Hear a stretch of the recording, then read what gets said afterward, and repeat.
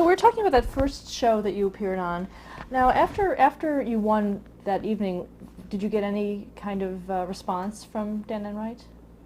Yeah, he said to me, very well done, and I'll see you next Tuesday. I used to come down on Tuesday, the day before the show, or sometimes on Wednesday, and we'd go through the questions of the evening, and he'd tell me exactly how many points to play. I didn't have to, you never wrote these things down, incidentally. In other words, you had to remember all this stuff.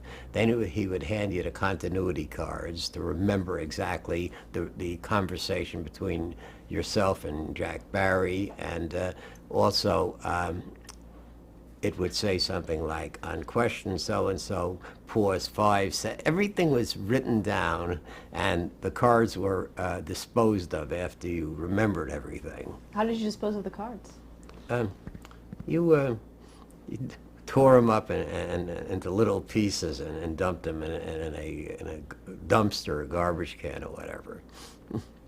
But every single action I ever performed on the show, except for one time when I came out and said something spontaneously, was choreographed or scripted.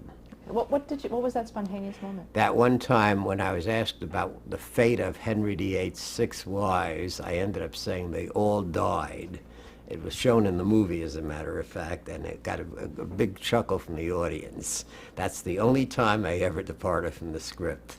Then you continued on with it? Yeah, then I continued on with it. So all the banter also was scripted? Everything was scripted. You said very few. You had a little leeway, to say innocuous things, but aside from that, it was all written down. Now again, back to that first show. After you left the studio, did people immediately recognize you, and did you get calls? No. Contrary to what is shown in the movie Quiz Show, I lived here in this development I'm living in right now. I used to come home approximately midnight. All the lights were out. Everybody was asleep, and I went up to my apartment with my late wife, and nobody even saw me. It's not like in the movie when people are standing and cheering on the street and saying, "Great work, Herbie," and stuff like that. It didn't happen that way. When was the show broadcast? What time? It was broadcast on Wednesday nights, not in prime time. It was broadcast at 10:30 p.m., 10:30 to 11 o'clock on Wednesday evenings. And you mentioned that you'd go to the studio during the day to have Not your to the studio, to Dan Enright's office, and we would go over all the questions and answers that were going to take place that night or the evening afterward. Where was the office located? On Madison Avenue. I don't remember the exact address, but it was somewhere in Madison Avenue in either the 50s or the 60s. I don't remember which one. Did you have to be careful that you weren't being seen as you entered the office? No. As a matter of fact, there was nothing wrong with going up there.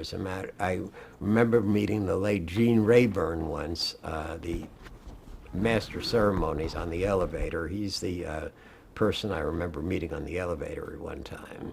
But there was. You just went up there. I mean, nobody knew why you were coming up or for what reason. You went in, you saw Enright. He closed the door. He had the category cards for the broadcast, told you exactly what the game was going to be for the next day, how many points you were to take on the first question, which questions you were to miss, how many seconds you were going to pause, and the whole routine. Were there anything else that was said? Did he give you any other types of... He kept saying, make sure your wife has the shirt ready for you tomorrow, or make sure to keep your hair cut closely, this white wall haircut business, and keep wearing the same suit. How'd you feel about that? I didn't like it, but obviously I went along with it. It was finally when the last show, when I knew I was going to lose, I put on a new single-breasted suit that made me look much better, of course.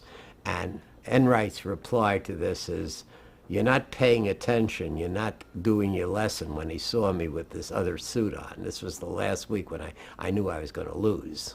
Were you able to wear that suit? I wore it. I mean, it was a fait accompli. There was nothing he could do about it, but it made me feel good. And as you went on each week, how did things change for you?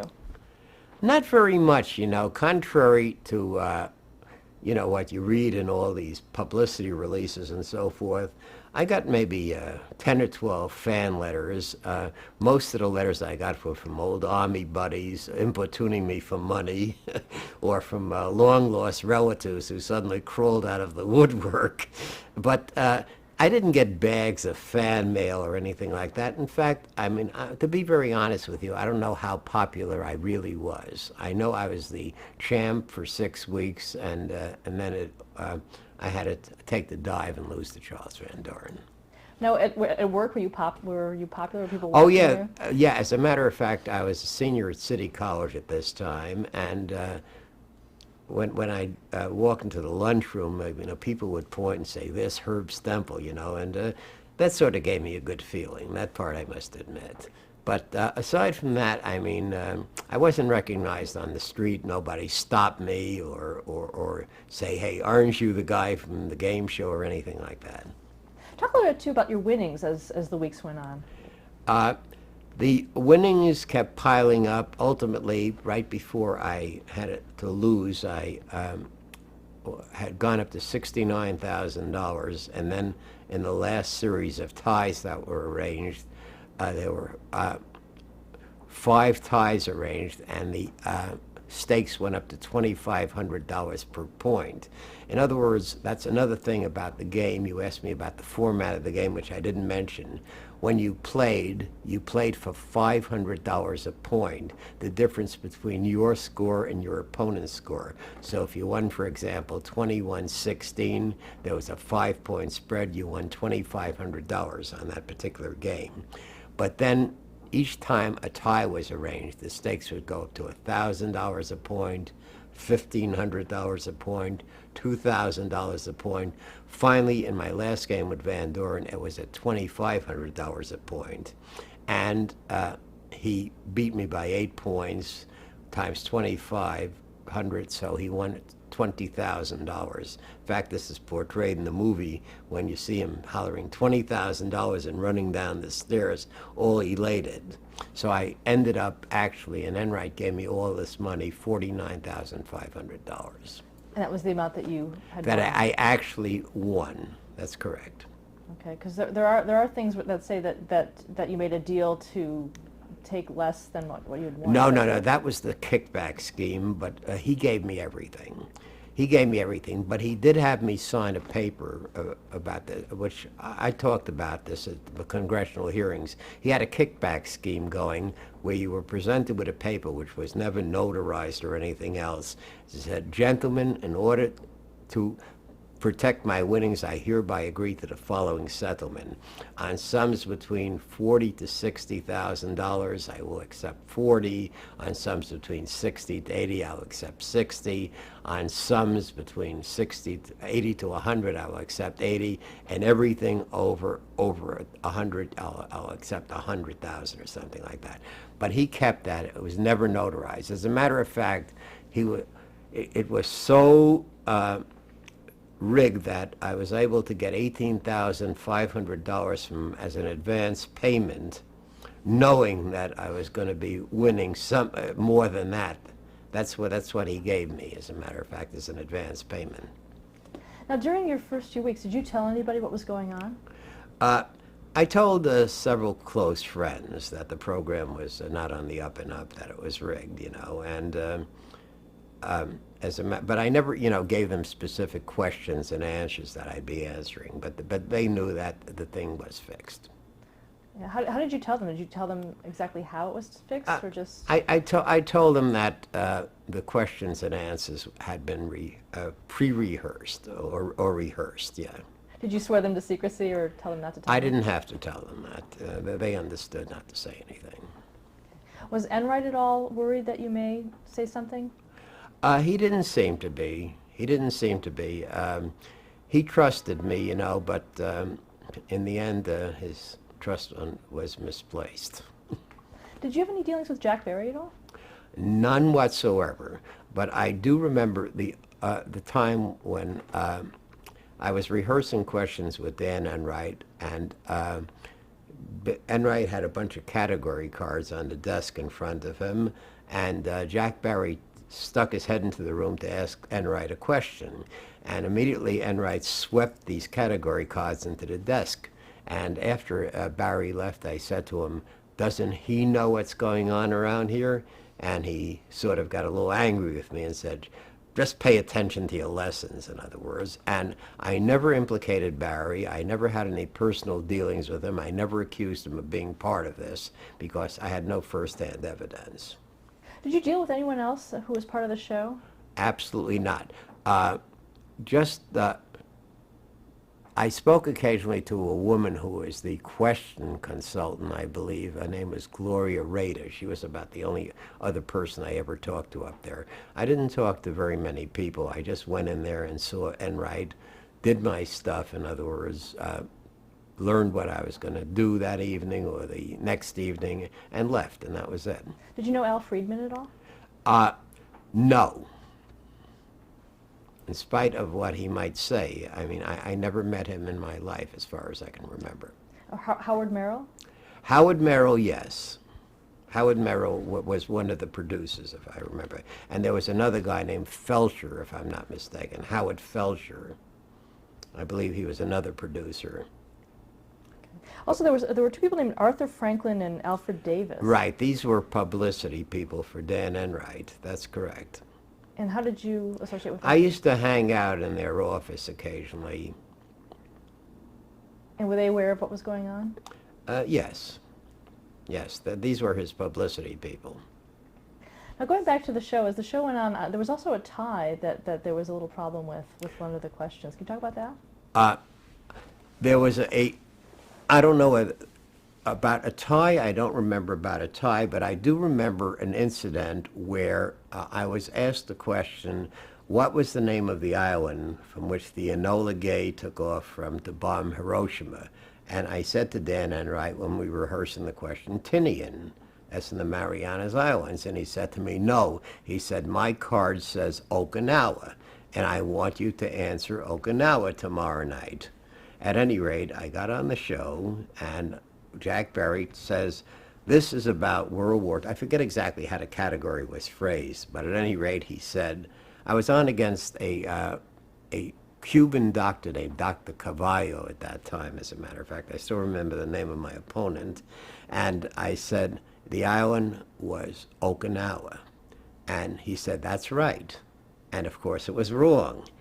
Right after the show was over, the lines started to buzz like crazy. All the phone lines got tied up. And Bob Lewis, who was the co-captain of the Enola Gay, the co-pilot, called up and said, the man is wrong. We took off from Tinian, the 509th Bombardment Group. And sure enough, everybody knew it was wrong.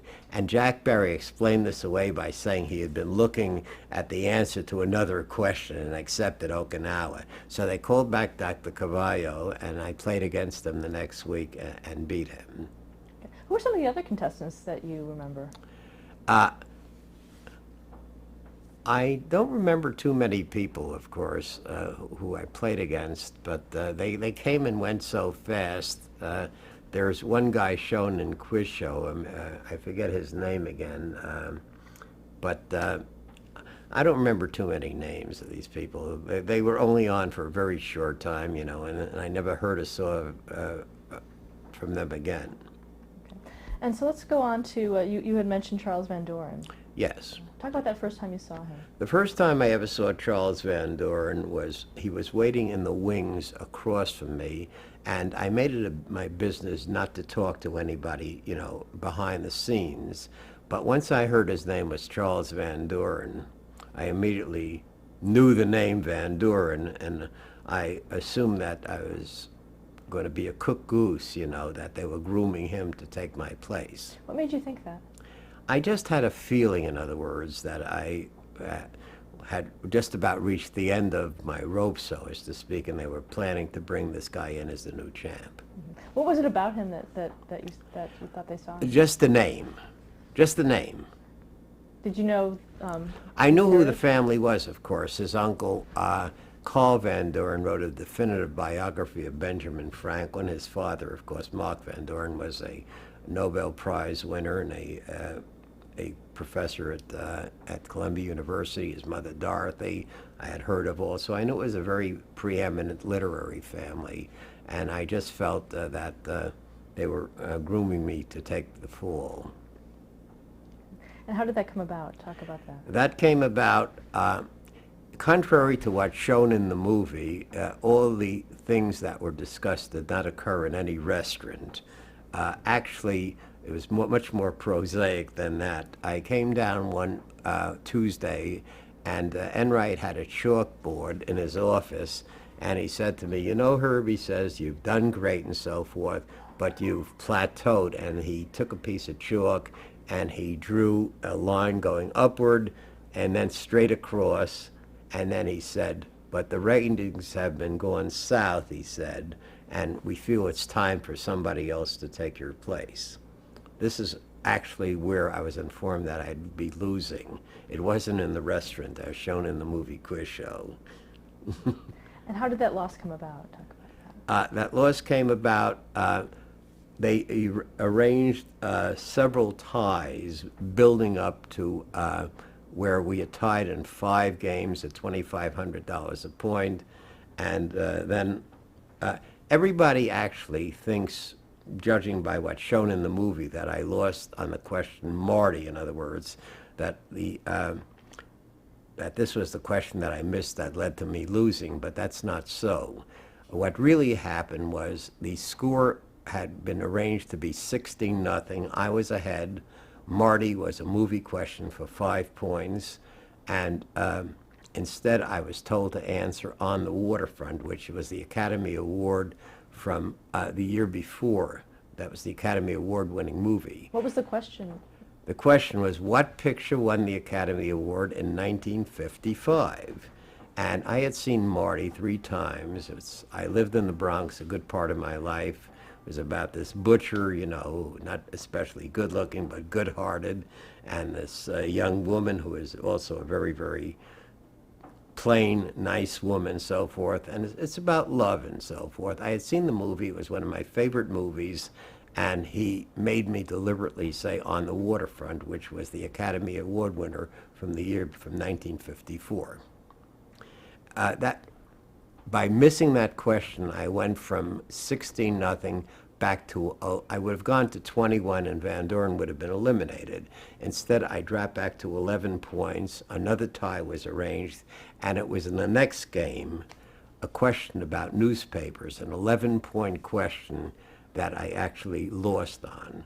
The question was, what is the name of this Kansas editor who died in 1944, so forth? And the name of the guy was William Allen White. What was the name of his newspaper? It was the Emporia Gazette. And the name of his column, and it was What's the Matter with Kansas? And that is got the first 2 parts, and I was told to miss the last part. What's the matter with Kansas? And that's the question I actually lost on. So since there were $2,500 games per point, I lost by 8 points and lost to $20,000 of the $69,500 that I had had. Now, did you ever think that maybe to double cross them? The thought went through my mind, but Enright had promised me a future in television. He told me if I played along and took the dive, he'd do the following 3 things for me. Number 1, after I graduated from college, he would put me on as his question consultant to write the question and do the research for 21, pay me $250 a week. That was an enormous sum of money at that time. The average salary back around 1956 was about $50 a week. And here he was offering me $250 a week. He told me, number 2, he'd get me a gig on the Steve Allen Show, The Tonight Show. And also he was planning a new panel show called High Low. And he would make sure that I would be a permanent panelist on this show if I played along. And that was the incentive for me taking the dive. Now, when did he promise this to you? At what point? The afternoon when he told me about my plateauing and the ratings going south. He said, if you do this for me, I'm going to do the following, and he mentioned these three things. Okay. Did he come through on any of those? Why did I go public? Because he didn't, obviously. It wasn't because I was conscience-stricken or, felt bad about this. What I was doing was not illegal. It wasn't quite kosher, so as to speak, naturally, but it was not against the law. But so it wasn't any matter of conscience or qualms about that or anything, but when he didn't deliver on what he had promised, that's when I became a little angry, so as to speak. Now, at what point did you know that he wasn't going to deliver? Why, after I went off the program, I went to see him on several occasions, and I said, you promised certain things to me, and, you're ignoring me. He just completely forgot I ever existed, so as to speak. He was very cold to me. He had a picture of Charles Van Doren. Charles Van Doren had made a Time magazine, and he had a picture of Charles Van Doren in his office when I walked in there, and all he could do was praise Charles Van Doren, tell me what a great contestant he is, in other words, and he was very dismissive of me, and I could see he wasn't planning to do anything for me. The strange part of it all was he put Charles Van Doren's brother on this game show, High Low, and his name is John Van Doren, and John Van Doren won $80,000 on this other fixed program, High Low. I never got the call to become a contestant on it, or a panelist. Now, when you were on the show, did you ever talk with Charles Van Doren or have any kind of relations? I never have spoken. I shook his hand. I never spoke to the man in my life. I never spoke to him. People find this hard to believe, but I wanted to keep it on the up and up. I said absolutely nothing to Charles Van Doren aside from shaking his hand on television. Aside from that, I never spoke to him. Let's go back to how did you decide to go public? By March, I already saw that Enright was not going to do anything to me or for me, so as to speak. I contacted the New York Post, and a reporter named Dave Gelman, G-E-L-M-A-N, was sent, and I spoke to Dave Gelman. I told him that the program was not on the up and up, and he had all the information. As a matter of fact, later on, I spoke to the defunct Journal American, another newspaper, to a guy named Jim Horan, told him the story, told Jack O'Brien, who is a radio television columnist for the Journal American. In fact, I spoke to him several times and told him my story. And everybody was afraid to publish the story because they were afraid of libel suits. And so everything remained hidden, and they did not publish. However, when Adado, in August, approximately August of 1958, Eddie Hilgemeyer, a guy by the name of Eddie Hilgemeyer, went public about the game show Dado being rigged, and they asked anybody with any knowledge to step forward, and contact the New York County District Attorney's Office. At that point, I made the fateful telephone call, and once they found out I had gone to the District Attorney's Office, all these newspapers rushed into print with the story with my byline, of all things. It would say, for example, game show blah blah by Herb Stempel, not their own names, but by Herb Stempel. And according to what I read in the book, Enright supposedly was speaking to an uncle or something of his, and the uncle said to him, never trust a talking animal. In other words, you never know with whom you're dealing, in other words.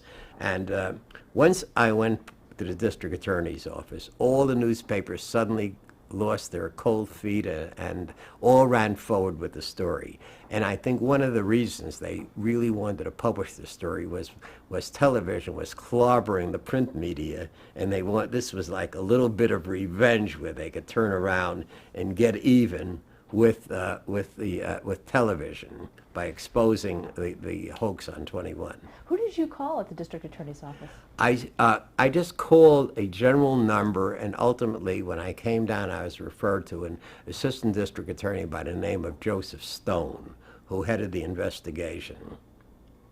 What did you tell him?